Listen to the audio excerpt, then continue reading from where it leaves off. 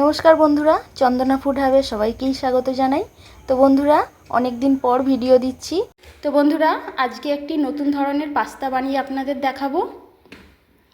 আর এখন সত্যি কথা, ভিডিও অনেক দিন দিতে পারিনি, কারণ আমাদের বাড়ির একটু কাজ হচ্ছিল তাই। তো পাস্তার জন্য এখানে 200 গ্রাম পাস্তা নেওয়া হয়েছে, একটা চাউমিন মশলা, একটা ডিম, একটা গাজর আর 3 পিস পেঁয়াজ দেওয়া হয়েছে। পেঁয়াজটার পরিমাণটা একটু বেশি রাখতে হবে, আর ডিমটা চাইলেও আপনারা বেশি নিতে পারেন। তো প্রথমে একটি পাত্রে আমি 1 মগের মতন জল নিয়ে নিয়েছি, আর এই জলের মধ্যে একটু সাদা তেল আর অল্প পরিমাণ লবণ দিয়ে দিলাম। এবারে এই তেলটাকে খুব ভালোভাবে চামচে করে মিশিয়ে নিচ্ছি। মিশিয়ে নেওয়ার পর জলটা একটু গরম হয়ে গেলে তারপরে আমি পাস্তাগুলো এর মধ্যে দিয়ে দিচ্ছি। আর এই পাস্তাটা সেদ্ধ করতে কিন্তু বেশিক্ষণ একদমই টাইম লাগে না, কিন্তু জলের পরিমাণটা একটু কম হয়েছে, তাই জন্য আমি আর একটু জল এতে অ্যাড করে দিলাম। জল দেওয়ার পরে 5 মিনিট আমি এটা ফুটতে দেব। 5 মিনিট হয়ে গেছে, দেখুন পাস্তাগুলো একেবারে ভালোভাবে সেদ্ধ হয়ে গেছে, খুব সুন্দর সেদ্ধ হয়ে গেছে। এবারে এটা আমি একটা ছাঁকনির মধ্যে ছেঁকে নেব, কারণ বেশিক্ষণ গরম জলে রেখে দিলে এটা একদম আরও সেদ্ধ হয়ে গেলে ভ্যাদভ্যাদে হয়ে যাবে, ভালো লাগবে না। তাই এটা আমি ছেঁকে জল ঝরাতে দিয়ে দিলাম। তো এখানে কয়েকটা কাঁচা পাকা লঙ্কা কেটে নিয়েছি, একটা ডিম নিয়েছি, অর্ধেকটা পেঁয়াজ কুচিয়ে নিয়েছি, অর্ধেকটা বড় রেখেছি, আর গাজরগুলোকে একদম এরকম স্লাইস করে কেটে নিয়েছি। আর দেখুন পাস্তাগুলো একদম ঠান্ডা হয়ে ঝরঝরে হয়ে গেছে। এবারে আমি কড়াইতে প্রথমে অল্প করে তেল দিয়ে দিচ্ছি, ডিমটা ভেজে নেব, তাই খুব একটা বেশি তেল দিলাম না। এখানে আমি একটা ডিমের ব্যবহার করছি, আপনারা চাইলে আরও বেশি ডিমের ব্যবহার করতে পারেন। তো ডিমটা দিয়ে দিলাম, ডিমের মধ্যে এবারে পরিমাণ মতো লবণ দিয়ে দিচ্ছি। লবণ দেওয়ার পর এখানে একটু গোলমরিচ অ্যাড করে দিলাম। এরপর আমি একটু ম্যাগি মশলা দিয়ে দিচ্ছি। ম্যাগি মশলাটা দিলে ডিমের টেস্টটা দারুণ লাগে। এটা আপনারা এমনি ভেজেও খেতে পারেন, খুব সুন্দর লাগবে খেতে। আর পাস্তার মধ্যে দিলে তো এই ডিমটা দারুণ লাগে, মুখে পড়লে খুবই সুন্দর লাগে। তো এইরকম নাড়াচাড়া করে একেবারে ঝুরঝুরে করে নিচ্ছি ডিমটা। দেখুন এইভাবে ডিমটা একদম ঝুরঝুরে ভাজা হয়ে গেছে। এবারে এটাকে আমি তুলে নিচ্ছি।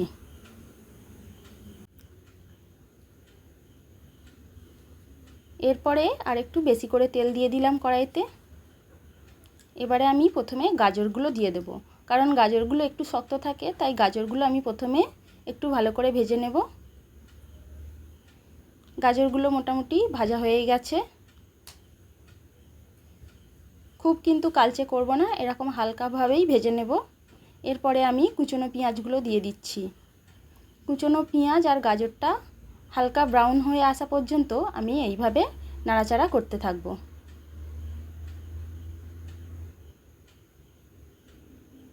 দেখুন সুন্দর একটা কালার চলে এসেছে, আর এগুলো একদম ভাজা হয়ে গেছে। তো এর মধ্যে আমি এবারে এই যে বড় পেঁয়াজগুলো অ্যাড করে দিচ্ছি। এগুলো দিয়েও বেশ একটু ভালোভাবে নাড়াচাড়া করে নিচ্ছি। এবারে আমি এই কাঁচা পাকা কাঁচা লঙ্কাগুলো দিয়ে দিচ্ছি। সব কিছু বেশ ভালো করে আবারও মিশিয়ে নিচ্ছি। এবারে পরিমাণ মতন লবণ দিয়ে দিলাম। লবণটা অবশ্যই আপনারা বুঝে সুঝে দেবেন।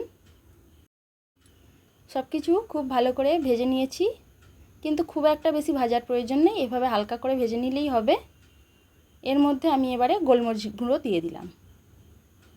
গোলমরিচের গুঁড়োটা দিলে সত্যি খেতে ভালো লাগে, আর এর যে একটা গন্ধ আছে সেটাও খুব ভালো লাগে।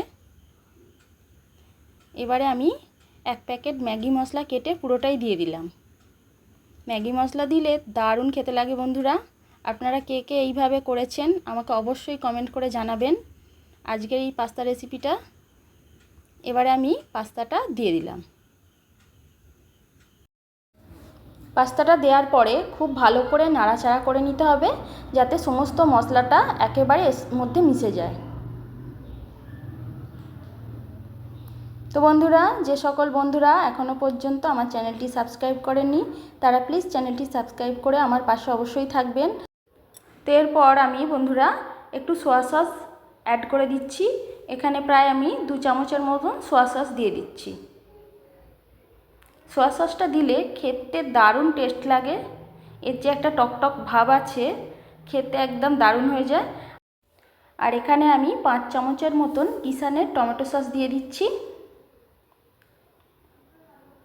এই মশলাগুলো দিলে সত্যি খেতে একদম অসাধারণ লাগে, খাবারটা একদম চাইনিজ হয়ে যায়। এবারে এইগুলো দিয়ে খুব ভালো করে নাড়াচাড়া করে নিতে হবে।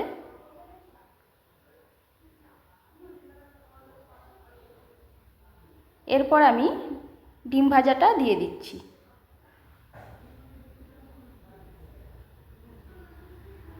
তো বন্ধুরা, কারা কারা এরকম পাস্তা করে খান আমাকে অবশ্যই কমেন্ট করে জানাবেন। তো একটু নাড়াচাড়া করলেই এটা একদম রেডি হয়ে যাবে। আর এই যে গোটা গোটা পেঁয়াজগুলো আছে, এগুলো মুখে পড়লে সত্যি খেতে সুন্দর লাগে। তো আমি 2-3 মিনিটের জন্য চাপা দিয়ে দিলাম। তো দেখুন একদম পাস্তাটা সুন্দরভাবে সেট হয়ে গেছে, একদম রেডি হয়ে গেছে। তো এবারে এটা আমি নামিয়ে নিচ্ছি। দেখতেও যেমন সুন্দর হয়েছে আর দেখুন একদম ঝরঝরে, একটার সঙ্গেও একটা লেগে নেই।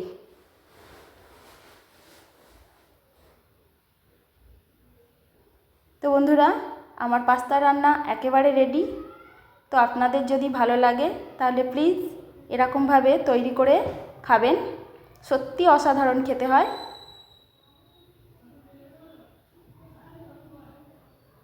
তো আজকের এই রেসিপিটা যদি ভালো লাগে বন্ধুরা, লাইক, শেয়ার এবং কমেন্ট করে আমার পাশে অবশ্যই থাকবেন। আর নতুন বন্ধুরা চ্যানেলটি সাবস্ক্রাইব করে নেবেন। তো সবাই সুস্থ থাকুন, ভালো থাকুন, এরকম নিত্য নতুন রান্না করে খান। ধন্যবাদ।